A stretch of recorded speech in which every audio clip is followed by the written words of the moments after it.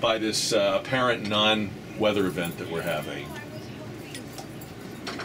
I almost feel like we need some kind of group therapy. You know, we need to deal with this. We need to work through this together as a, you know, all 1.5 million of us. Here's what I'm proposing. Today, no matter what number your house address ends in, you can water all day. You can just, you know, don't even use a hose. Just open up the spigot on the side of the house. Just let the water just flood all over your house. That's today only, all right? That's to make up for the lack of the storm.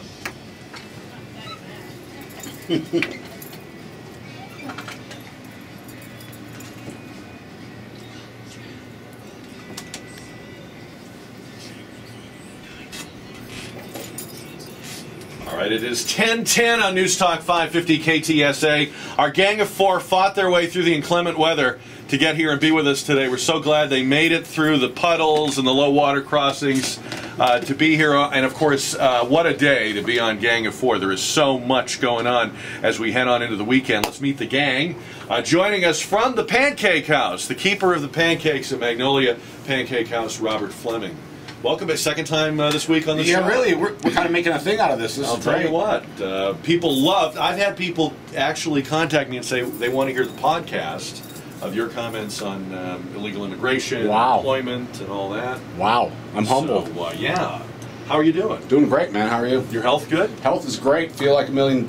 Rocking and rolling, bro. To talk to you, we would never know we were in a recession. Your business you're really is so strong. We are having, like, we'll be 11 years in business in September, middle September. We're having our best summer ever. I mean, every summer gets progressively better, but our guest counts are through the roof. I think our market has just gotten so much bigger in terms of people that know about us over 11 years and have been coming eating the great food. Maybe you should be teaching people in the restaurant business or something. I have lots of people call me up and ask me what I'm doing, and I'm like, I'm just doing what I've been doing for like 40 years, 40-some years now, man. Glad to have you on Gang of Four. Robert Fleming is here. Also, with us today, Nikki Young, PrimaDonna Productions and the marketing director of Stone Oak Youth Theater. And what doesn't Nikki Young do? She's in front of the camera, she's behind the camera, she's beside the camera. And everybody and don't be modest about this, everybody I meet who has anything to do with film, television, entertainment, if they don't know you, there's like 1 degree of separation. Well, thank you for saying so. But I think the same with you. I mean, we know a lot of people in common, and I'm glad we finally found a way to connect and work together. So I'm very fortunate to be able to make my living in the entertainment industry. It's not an easy task to do, but it's a fun thing to do. How is this Stone Oak Youth Theater? How's that going? Oh my gosh, we are having so much fun.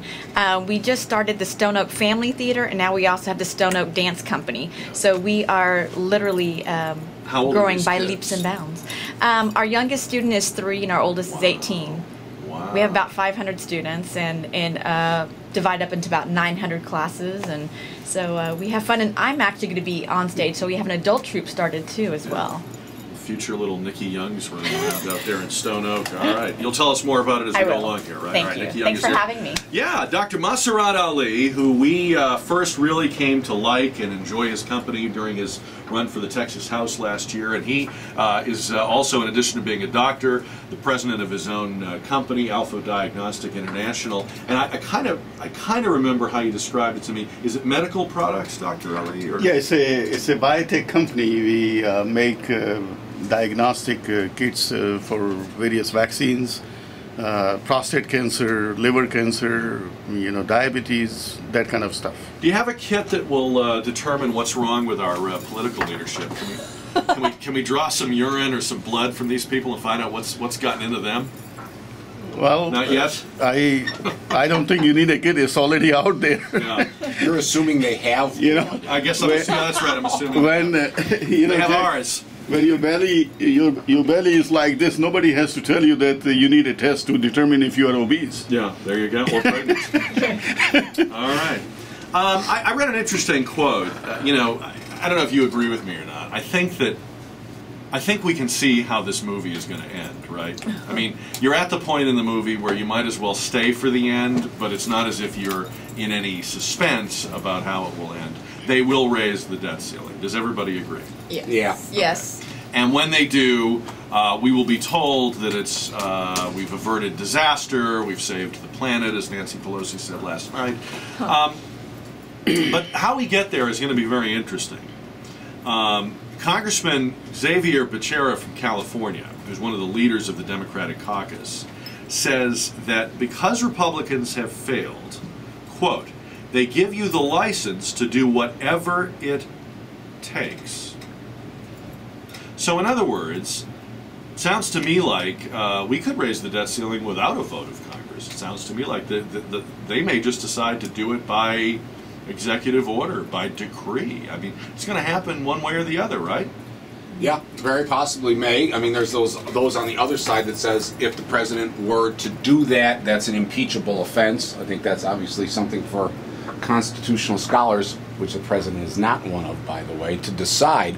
But really, Jack, this is just a setup. You know, this is so where do we go from here? Nancy Pelosi, we're saving the world as we know it. Well, you know, in about 100 days, the continuing resolution that we had, the savings from the last time, expires, and now we actually have to make a budget from the people who say no all the time to all the plans that have been put on the table. So who truly is the party of no? Every plan that comes out, all you hear from the Democrat side of the aisle is no, no, no, but with no plan of their own, except for some cryptic thing that Harry Reid has put together. Now, I don't know about you, but I got to think, whether you're Republican or Democrat, if you tell me you're going to cut $2.7 trillion from the federal budget, I think within about 6 bullet points, you could put it on a piece of paper and you could tell me what you're cutting from where. Now, I don't need to know line item by line item, but I think we could be able to say from this department or from that area or from that area, these are the cuts and these are how they're going to impact. I don't understand it, because if I have to put together a plan like that for my bank to get a loan for my restaurant, I certainly think these geniuses could do that for the rest of us. Isn't this the 103rd time that we've gone through this process of raising the taxes? I mean, 103rd time. 103rd time we've done this. I mean, I don't think the process is going to change too much. What does it I think mean? at some point we ought to talk about, okay, what are we talking about? Reducing the debt as opposed to raising the debt. Yeah, Dr. Ali, what's the meaning of a debt ceiling if you can raise it every time you hit it? I thought the point of using the word ceiling was that you bump up against it, it's hard, it's immovable, and now you have to figure out how to live under it. So if you can raise it, it doesn't really seem like a ceiling. I think you got a point there. But nevertheless, as Nikki has said, this is not the first time that we have been here. Mm-hmm. And this is not the only time perhaps we're going to be there, unless, as Robert said, that we really sit down and talk about it, how to reduce the debt. The debt ceiling is not a problem. The problem is the debt itself. Right. And how we got here as a people, all of us. It's not just the Republicans and the Democrats which are making making trouble for us. We as a country are living under debt. We as people have been trained to live under debt and to get as much debt as we possibly can. We as a family keep on raising our own debt limit every month. We get one credit card, second credit card, third credit card, one credit card to another credit card. We have to ask somebody who has a fiduciary interest in raising it. If I owe $150,000 in credit card debt, and I make $20,000 a year, and I go to the bank and say, listen, I owe $150,000, I make $20,000, I spend $30,000, and I would like a mortgage. Right. No, you need to give me another $50,000 so I can pay you. Unless it's Fannie Mae. Yeah, you see, I don't think I would get it. Yeah, you see, Jack, this is exactly where the problem is. That we are spending a lot more that we could possibly afford to pay. Just like you said, you make a certain amount of money, you are allowed to have so much debt. Just like mortgage. You go and make an application for a mortgage, they take a look at your income and your expense.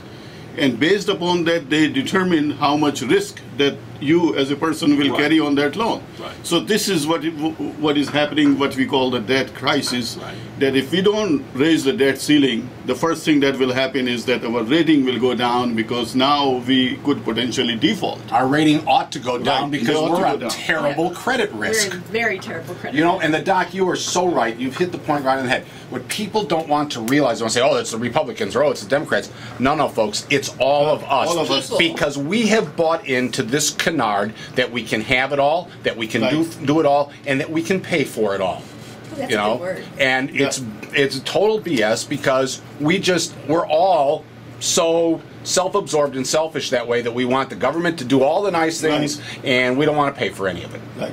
I don't think ceiling is the right word. I think that's such a false word. But nevertheless, we cannot be talking about what kind of procedures to do when the guy has a heart attack or about to have one. We got to do the CPR first before we go into the debate as to what medicine, what procedures to do. We got to do the CPR now, means raise the debt ceiling, and then really, go into the detail as to how to curtail the debt, the money that we are spending, the money that we never had or that we never will, or we don't have the potential to spend everything that we are spending left and right. Where is the incentive if you give them a raise in the debt ceiling, which they will define as the end of the crisis? Where is the incentive then to come back and make serious cuts? Where is the incentive to not raise taxes, to not treat this as just a revenue problem? The reason people are digging in their heels, Dr. Ali, is because they feel like if we enable them for the 104th time, let's say, or whatever Nikki's count is, then we have no leverage. We have no way of bringing them back to the table for those cuts they promise they'll make after the fact. This is the "I'll pay you on Tuesday for a hamburger today" argument, and we have fallen for this so many times. We're not digging in our heels because of President Obama's black. We're digging in our heels because there's no way we're going to have this serious discussion once they get what they want. Well, unfortunately, Jack, we are in a no-win situation. At this point, as of today, we don't have any choice. I would like to subscribe what you are saying. What is the incentive? But there is no. We're going to have more damage done if we don't raise the debt ceiling. I disagree. We're at a point where, quite frankly, I think you don't allow the debt ceiling to be raised. We will not default on any loans. We will not default on any obligations. You pay the due bills first. That's the interest on the debt. That's the Social Security. That's the military. You pay the due bills first, and then you decide how much of the discretionary spending you can do. NEA, sorry, no dough. National Science Foundation, sorry, no dough. I understand, Nikki. Ouch. I see her dying over got me I understand seriously that. in the heart. I understand that. I understand that. But what I'm saying is this: is if just as at home, if you don't have the money to go out and buy a new flat screen, you don't have the money to go buy a new flat screen. As much as you want it, as nice as it is, as much as you enjoy it, as much as it brings to your life or your community, you don't have the money. So if you want a balanced budget, don't raise it, because then they have to balance the budget and they have the money to pay the bills. This is a manufactured deal. Yeah. And you're right, it's a no-win for anybody, because if the Republicans hold fast and nothing happens, then do they win? They win and they lose. If something comes around, I guarantee you the president will be on the television saying, "I've solved the debt crisis." You know? Where's the benefit? And then again, like I say, the whole budget fight's coming just shortly. We'll pick this up on the other side of a quick break. I know you all want to respond to Robert, and you will, I promise. But first, we get a headline check from Karen on KTSA.